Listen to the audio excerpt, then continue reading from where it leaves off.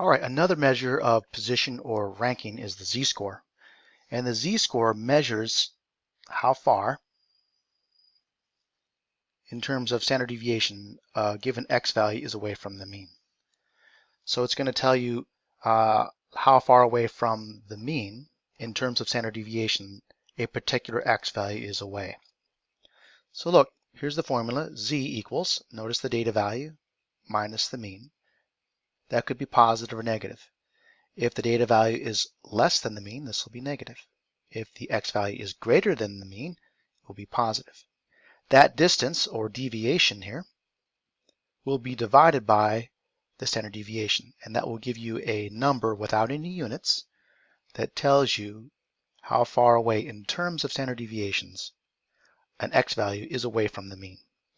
If that z value, or z-score, is negative, that means the x value is below the mean. If the z-score is positive, that tells you that x value is above the mean. And again, we'll not have any units because the numerator will have units of the given problem, and so will the same standard deviation will have the same units.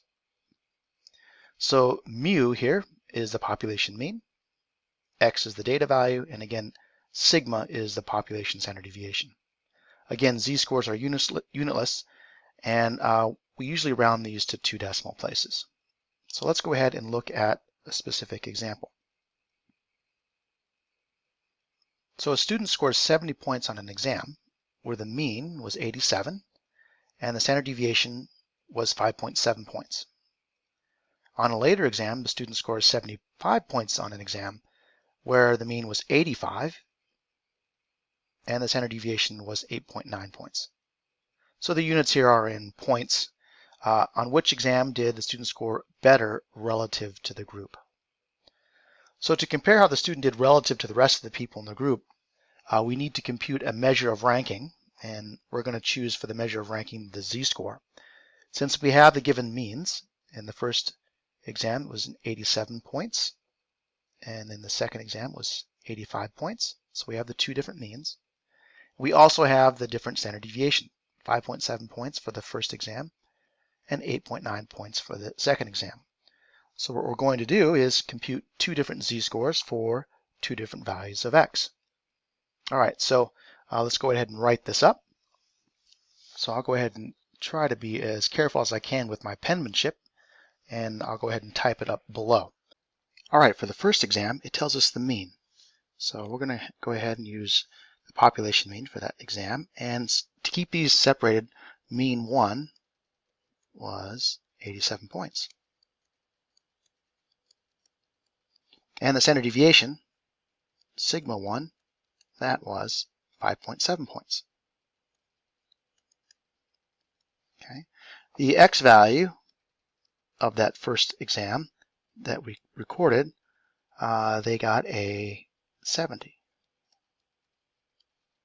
So the z-score for that first exam value of 70 is going to be the data value minus the mean divided by the standard deviation. So we'll go ahead and fill those values in. So these were, again, these are all in points. So here I've got 70 points minus 87 points divided by 5.7 points. So this is going to equal, in the numerator, minus 17 points divided by 5.7 points. And so this is approximately minus 2.98. So notice the units of points divide here. And so we're almost 3 standard deviations below the average.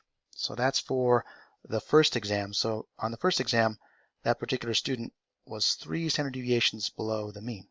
For the second exam, the mean was given as 85,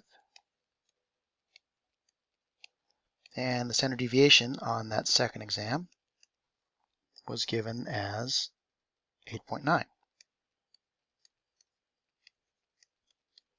That person's score on the second exam was given as 75. So let's go ahead and compute the z-score for that student's second exam. So z sub 2 is going to be that second exam score minus the mean on that second exam divided by the standard deviation on that second exam. So plugging these in, that's in points, 75 points minus 85 points divided by 8.9 points. So doing that computation, we're going to get minus 10 in the numerator, and in the denominator we're going to get 8.9 points. Again, notice that the units of points divide, and this is approximately minus 1.12 standard deviations. So, this student on the first exam scored a 70, which was below the average. And on the second exam, they scored 75, which is again below the average. But on the first exam, they scored considerably lower in terms of standard deviations than in the second exam. So in the first one, they scored almost 3 standard deviations below the mean, meaning 3 typical distances away from the mean. So they did comparatively worse on the first exam than the second exam. They were below average, but they were more below average in terms of standard deviations on the first exam than the second exam. So let's go ahead and write that up as far as the interpretation. And maybe I'll do that in the margin here. All right, so here I've summarized the results I just talked about. The first exam was 2.98 standard deviations below the average. The second exam was 1.12 standard deviations below the average. So the student did better relative to the class on exam 2 because the z-score was higher. Negative 1.12 is greater than negative 2.98. So in example 3.7.6, the larger z-score was the better score. But that's not always the case. You always need to consider the context of the problem. If we were comparing times to complete a task, we would want faster times, meaning lower times. And so then you'd want z-scores in that case to be lower. This would be, maybe it's not a task, maybe it's running a race. You would want your performance to be considerably faster, meaning below the average time to run a race. So you'd want your z-score to be even lower than anyone else's. So remember, when you're creating z-scores and try to interpret them, always interpret them with the context of the problem in mind. When trying to create a product with consistent measurements, like bolts, you would want the z-scores to be closer to 0 because you really wouldn't want any of the bolt lengths to be far away from the specified length.